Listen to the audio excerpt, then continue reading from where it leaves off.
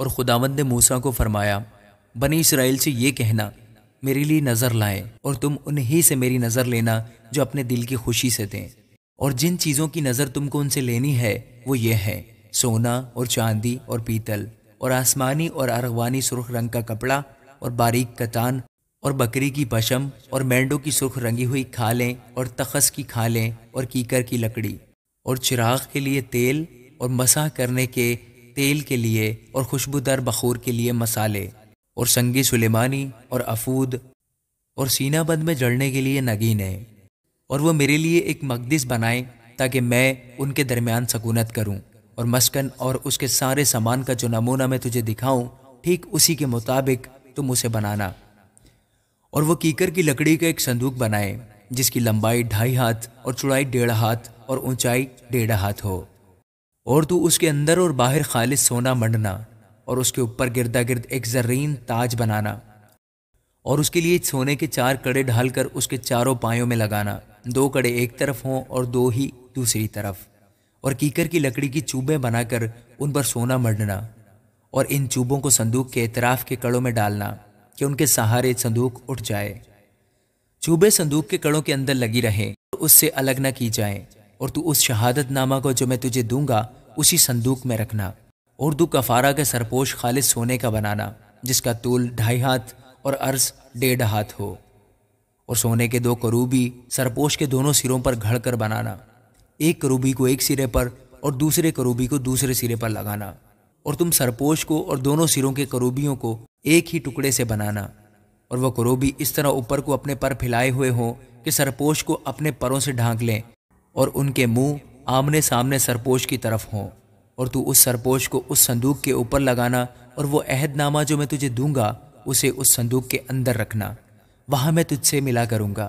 اور اس سرپوش کے اوپر سے اور کروبیوں کے بیچ میں سے جو عہد نامہ کے صندوق کے اوپر ہوں گے ان سب احکام کے بارے میں جو میں بنی اسرائیل کے لیے تجھے دوں گا تجھ سے بات چیت کیا کروں گا۔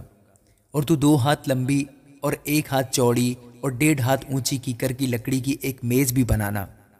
اور اس کو خالص سونے سے مڑنا، اور اس کے گردا گرد ایک زرین تاج بنانا، اور اس کے چوگرد 4 انگل چوڑی ایک کنگنی لگانا، اور اس کنگنی کے گردا گرد ایک زرین تاج بنانا، اور سونے کے 4 کڑے اس کے لیے بنا کر ان کڑوں کو چاروں کونوں میں لگانا جو چاروں پایوں کے مقابل ہوں گے، وہ کڑے کنگنی کے پاس ہی ہوں تاکہ چوبوں کے واسطے جن کے سہارے میز اٹھائی جائے گھروں کا کام دیں، اور کیکر کی لکڑی کی چوبیں بنا کر ان کو سونے سے مڑنا تاکہ میز انہی سے اٹھائی جائے، اور تو اس کے طباق اور چمچے اور آفتابے اور انڈیلنے کے لیے بڑے بڑے کٹورے سب خالص سونے کے بنانا، اور تو اس میز پر نظر کی روٹیاں ہمیشہ میرے روبرو رکھنا، اور تو خالص سونے کا ایک شمعدان بنانا، وہ شمعدان اور اس کا پایا اور ڈنڈی سب گھڑ کے بنائے جائیں، اور اس کی پیالیاں اور لٹو اور اس کے پھول سب ایک ہی ٹکڑے کے بنے ہوں، اور اس کے دونوں پہلوؤں سے 6 شاخیں باہر کو نکلتی ہوں، 3 شاخیں شمعدان کے ایک پہلو سے نکلیں اور 3 دوسرے پہلو سے،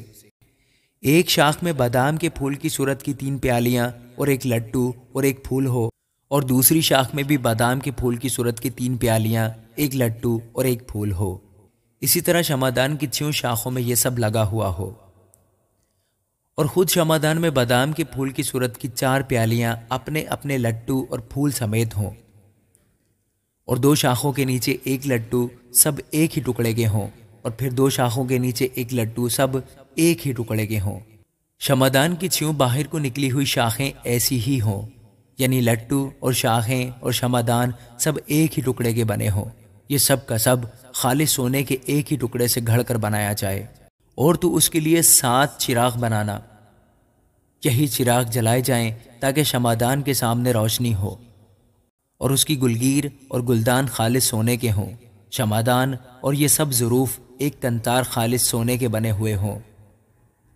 اور دیکھ تو ان کو ٹھیک ان کے نمونے کے مطابق جو تجھے پہاڑ پر دکھایا گیا ہے بنانا۔ آمین۔